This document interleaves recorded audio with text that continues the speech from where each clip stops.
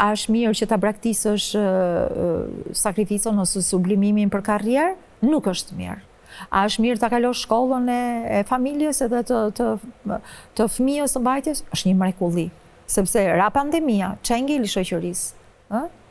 Askush nuk doli përgjegjës për ç'a ndodhte. Bëhen luftra, ç'a ngelet shoqërisë në sytë e një gruaje, në sytë e një fëmije. Asgjë si ngelet. Familja prap bëhet mbrojtje. Do thuash ti që po sistemi nga familja buron. Buron nga familja, po sistemi akoma s'ka gjetë një opcion tjetër. Dhe këto opcione që po na ofron me këto hormonet e tjerë, janë opcione që sistemi do të riprodhoj veten e vet me komoditetet e veta.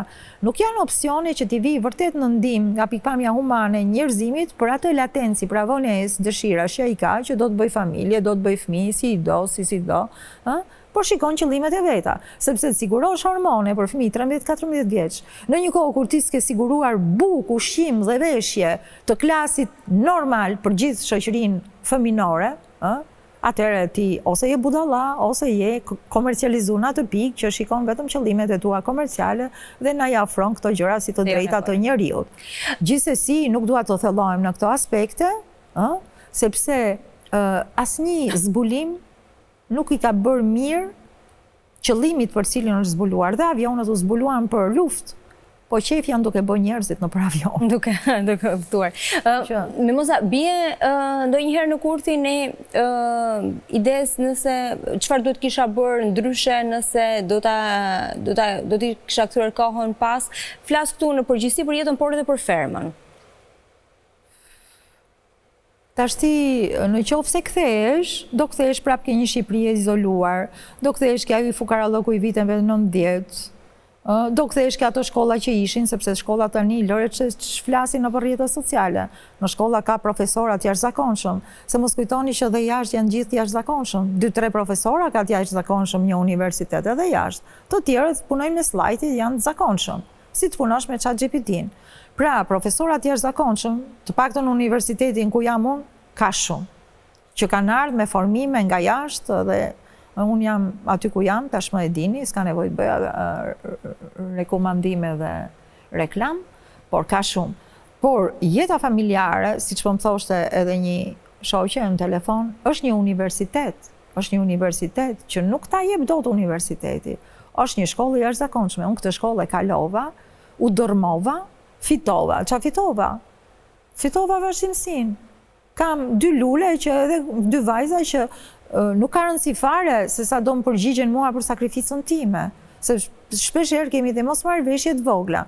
Rëndësi ka që ato janë zotët e vetes, ato vazhdojnë, kanë marrë kualifikime, kanë marrë sharm, inteligjencë nga imja. Unë kam pas një gjyshe që unë kur isha fëmijë dhe e rritur unë se kuptoja. Ajo është interpelanca ime. Unë gjithkohën bisedoj me gjyshen dhe kuptoj konceptet e saja. Ajo më thoshte së kam refene, do me thënë nuk të referojnë fare.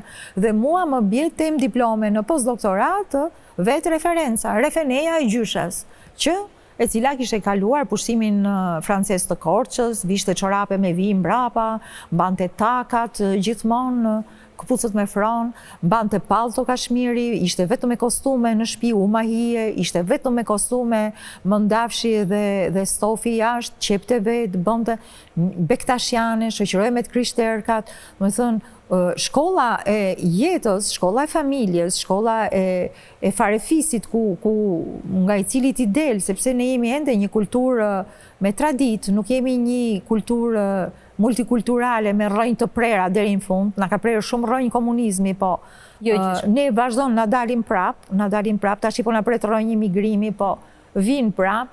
Pra, sigurisht të gjithë janë disa shkolla që nuk t'i jep shkolla, por shkolla është shumë e nevojshme për të kuptuar ato shkolla që nuk t'i jep shkolla dhe për të riprezentuar jetën në një mënyrë delikate, të bukur dhe për të ruajtur në rastin tim jo vetëm njeriun, po paksa edhe feminitetin.